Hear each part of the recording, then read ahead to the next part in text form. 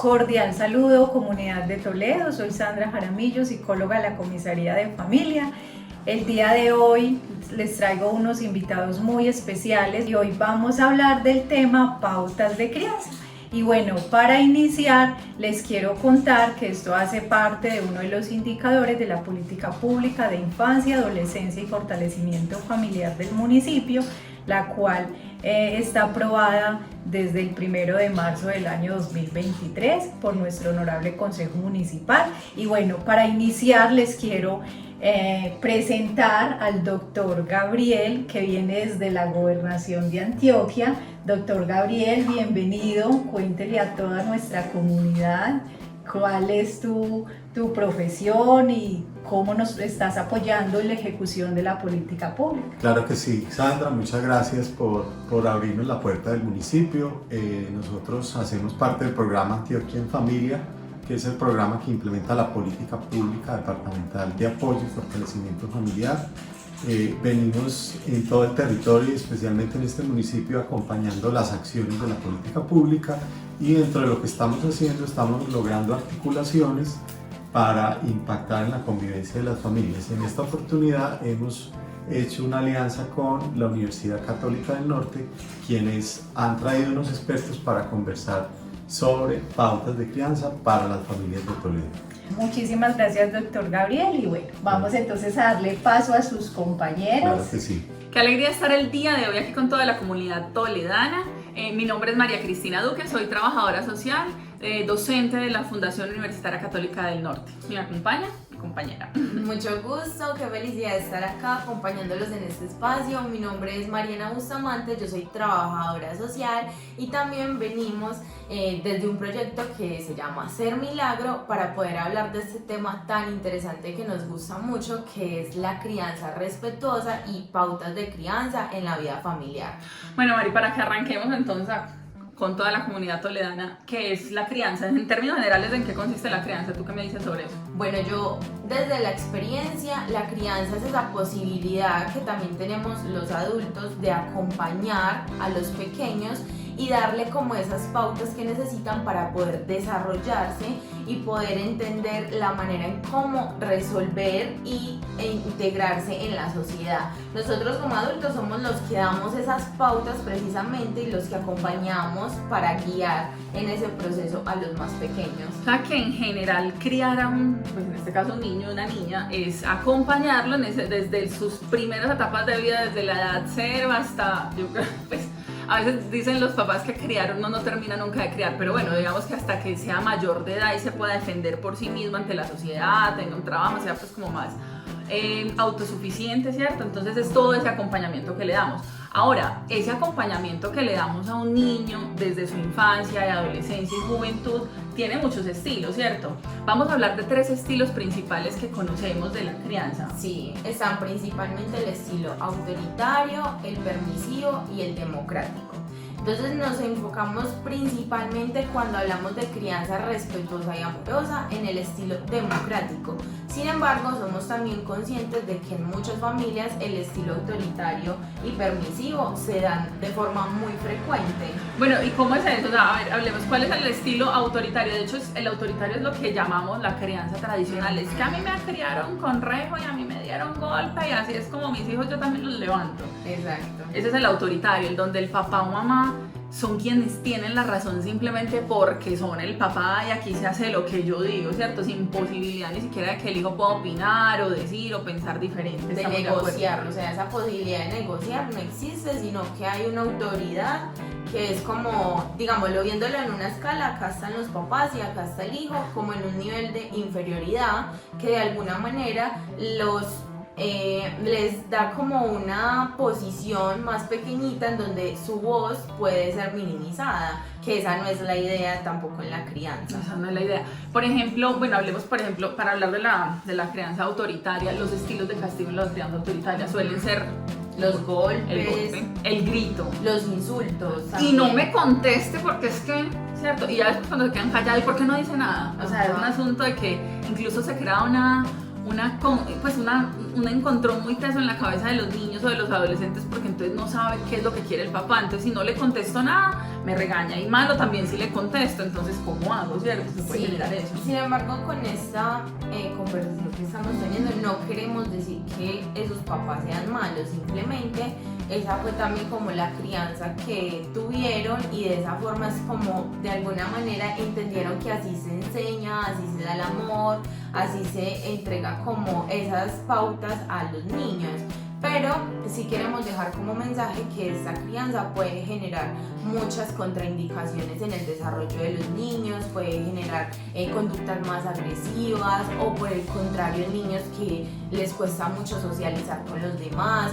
Entonces es como que no queremos generar como un juzgamiento, sino más bien un llamado a la reflexión de que este tipo de crianza no permite que los niños también desarrollen sus habilidades para poder encontrarse en una sociedad en la cual necesitan tener habilidades para comunicarse, para decidir, para opinar, y muchas veces estas posibilidades se niegan con este estilo de crianza. Sí, Mari, y hay algo muy bonito que acabas de decir, y es reconocer que, o sea, somos completamente convencidas de que todo papá y mamá está haciendo lo mejor que puede con todo lo que aprendió, con sus herramientas emocionales, con sus herramientas intelectuales, pues, o cognitivas, y con sus herramientas sociales, ¿cierto? Incluso con sus recursos económicos, porque también a veces, pues, digamos como que los recursos con los que contamos nos limitan en lo que podemos hacer, o pensamos que no nos da para más. Entonces, por más que haya una muy buena voluntad de papá y mamá de poder hacer un buen acompañamiento a sus hijos, a veces pues nos vamos equivocando, porque esa crianza autoritaria puede, como tú dices, generar muchas consecuencias ya a un mediano largo plazo en esos niños, ya cuando sean jóvenes y adultos, en su forma de desenvolverse en la sociedad. Sí, en su desarrollo de la salud mental, físico, emocional, y son un montón de consecuencias que a veces no nos damos cuenta, porque está esa excusa de no, es que a mí me pegaron y vea, yo soy una persona súper bien, y un montón de cosas que no nos damos cuenta porque pues no vamos a terapia, porque vamos muy rápido en la vida y todo el tiempo es trabajo y no nos centramos de pronto en esas cosas que en algún momento nos hicieron daño. Entonces creo que también esa es la invitación, como que caigamos en cuenta de que sí hay cosas que remediar y que el golpe no es la primera opción a la cual acudir. Pero ya les vamos a dar las opciones. Vamos a hablar primero como de esos dos estilos de crianza que sabemos que pueden ser muy nocivos para los niños y los jóvenes y adolescentes mientras van creciendo. Ya hablamos un poco de la crianza autoritaria, ahora hablemos de la crianza permisiva. Sí, entonces ese estilo de crianza, ¿qué es lo que predomina? Es casi que lo contrario a la autoritaria, es donde los papás muchas veces, por no querer hacer de pronto ese daño del castigo, le dan como todo el permiso al niño de decidir, y no significa que los niños no puedan decidir, pero necesitan ciertas bases para tomar las decisiones, llegar a negociables, no negociables, para poder tomar esas decisiones que de pronto un niño con las capacidades que llega al mundo no tiene para decidir. Es decir, un niño desde pequeño tú no le puedes dar como la posibilidad de que escoja sus horarios para comer, porque lo más probable es que no tenga dimensionado ese tipo de comportamiento, sino que es el papá el que tiene que dar la guía. Si tú como papá le estás dando todo el permiso a tu hijo de que escoja a qué horas salir, a qué horas comer, a qué horas dormir, por ejemplo, cómo llevar sus rutinas, eso es un problema que luego va a reflejarse a mediano y largo plazo, que ya los padres no van a tener voz para corregirlo, que ya no van a tener la posibilidad de llevar de pronto la contraria en alguna de las decisiones que pueda tomar, porque al fin y al cabo también esto tiene que ver con las emociones, y los niños no nacen con esa gestión de emociones, y el estilo de crianza permisivo no da la posibilidad de que eso se maneje. Entonces eso es lo que pasa, como que los padres, por no llegar al punto de castigarlos, de corregirlos como de pronto se hace en la forma autoritaria, lo que hacen es darles permiso y permitirles todo lo que ellos quieran. Yo creo, Mari, que en ese estilo de crianza permisivo, los papás consciente o inconscientemente tienen como la creencia de que él va tomando sus decisiones, o sea, como que él ya va sabiendo a ver qué hace, cuando, como tú bien lo dices, desde pequeños realmente no alcanzamos a dimensionar incluso consecuencias de muchos de nuestros actos. Entonces pues no es lo adecuado dejarlo completamente libre. O sea, entonces ahí hay un asunto, Mari, y es que el estilo de crianza permisivo es el papá y mamá que a veces ni siquiera saben dónde está su hijo, qué está haciendo. Yo sé que él salió con los amiguitos, pero ¿qué está haciendo? No sé. ¿Para dónde? No sé, ¿cierto? y se puede demorar el niño 4, 5, 6 horas en la calle y el papá ni idea. Y cuando viene a comer y hasta de pronto raspado y ni le pregunta, o sea, yo me atrevo... Como descuidado. Sí, me atrevo a decir algo y espero no generar juicio, pero es un papá a veces hasta desinteresado en su hijo.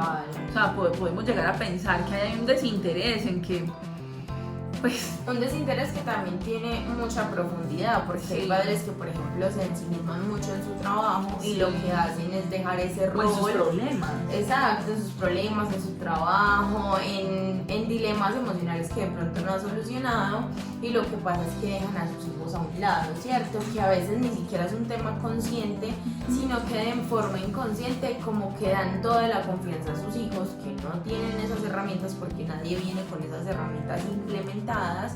Es un proceso, es una dinámica que se tiene que En dar eso con el consiste la tiempo. crianza. Exacto. Adquirir. La crianza es dar esas pautas repetitivas que te van a llevar a adquirir hábitos, y eso es lo que no pasa de forma consciente en el estilo de crianza permisivo. Muy bien, entonces ya hemos hablado de dos estilos de crianza que nos ha traído dificultades en la sociedad, que nos ha traído problemas, violencia intrafamiliar, que nos ha traído abandono, ¿cierto? Que nos ha traído problemáticas, y en la comunidad de Toledo pues sí que se han visto pues reflejados de pronto desde la comisaría de familia diferentes casos en donde pues tenemos que hablar de eso para poder que lo podamos mejorar y prevenir, ¿cierto? Ahora hablemos de una propuesta, pues de otro estilo de crianza que es el que hoy venimos a proponerle a todos ustedes, y es la crianza democrática, ¿sí?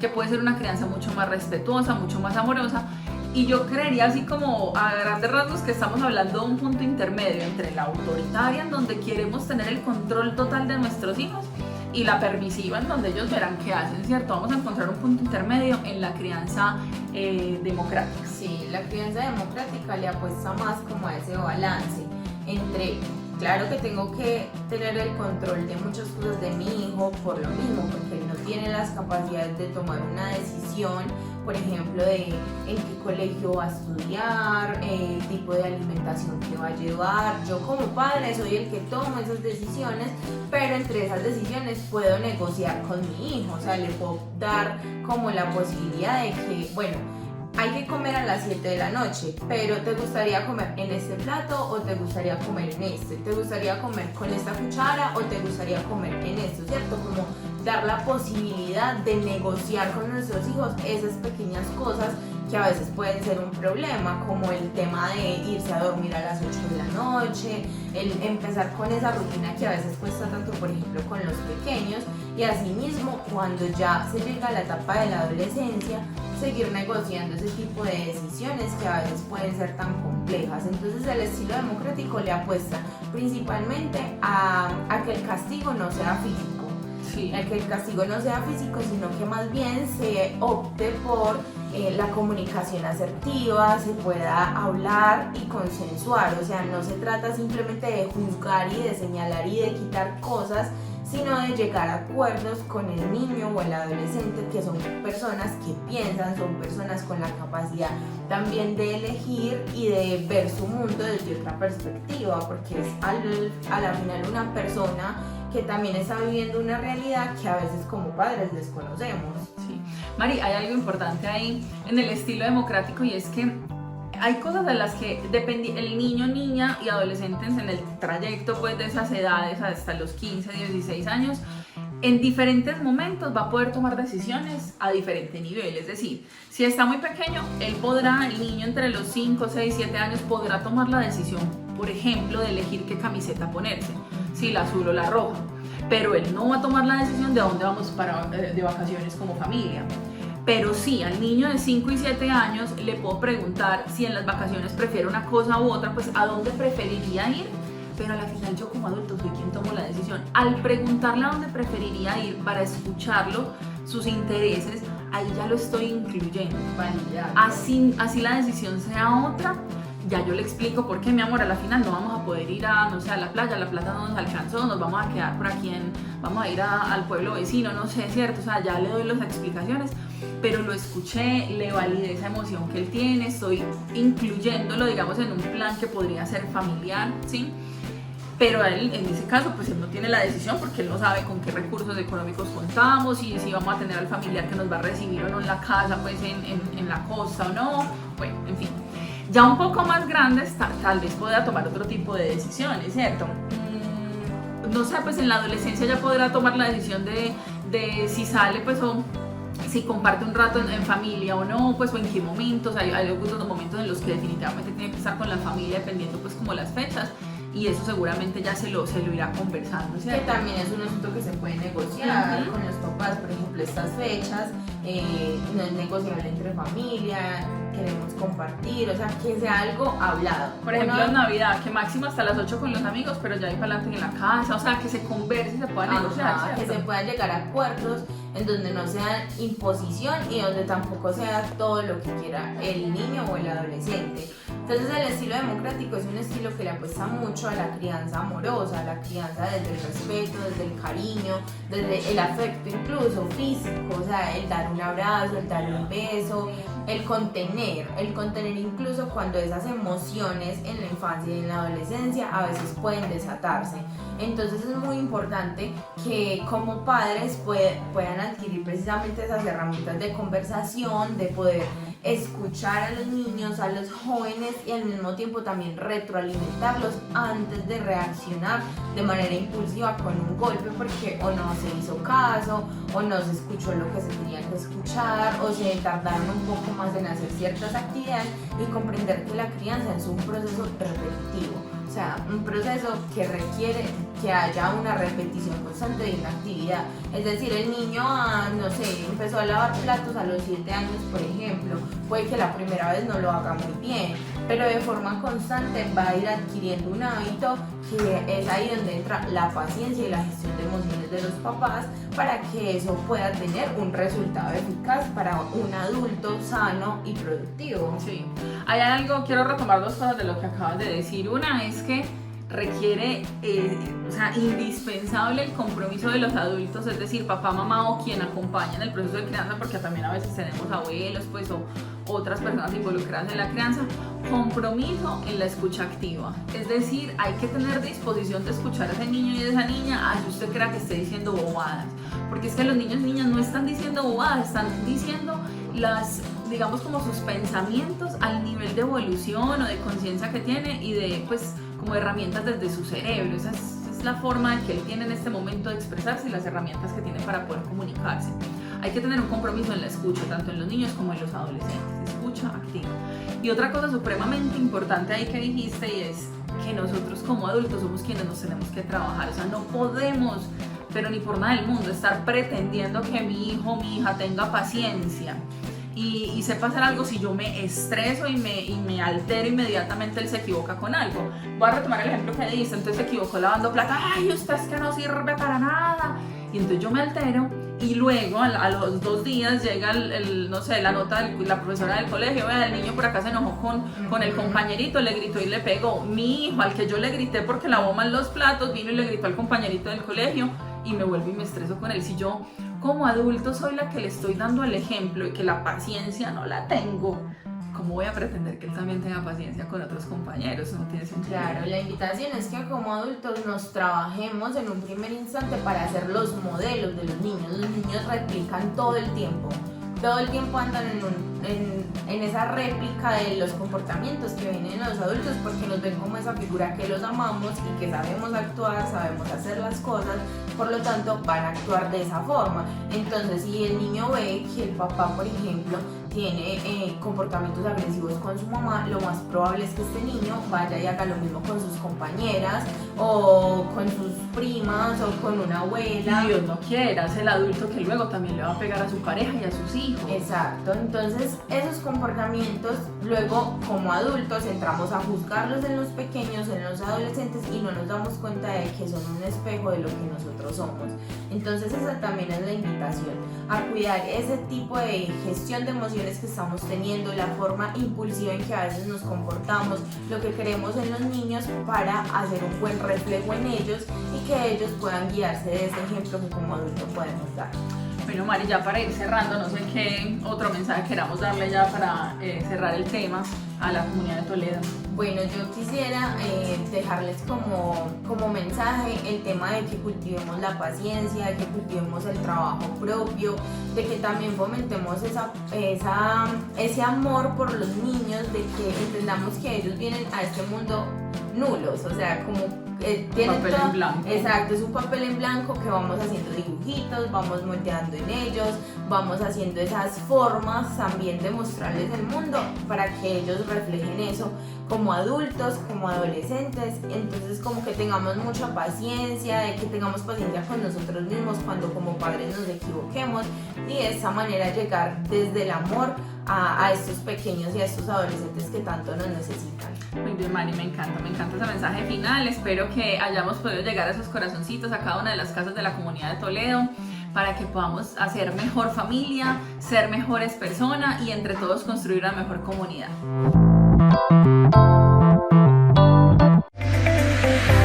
Toledo construye su futuro desde el campo. Astrid Chavarría, alcaldesa.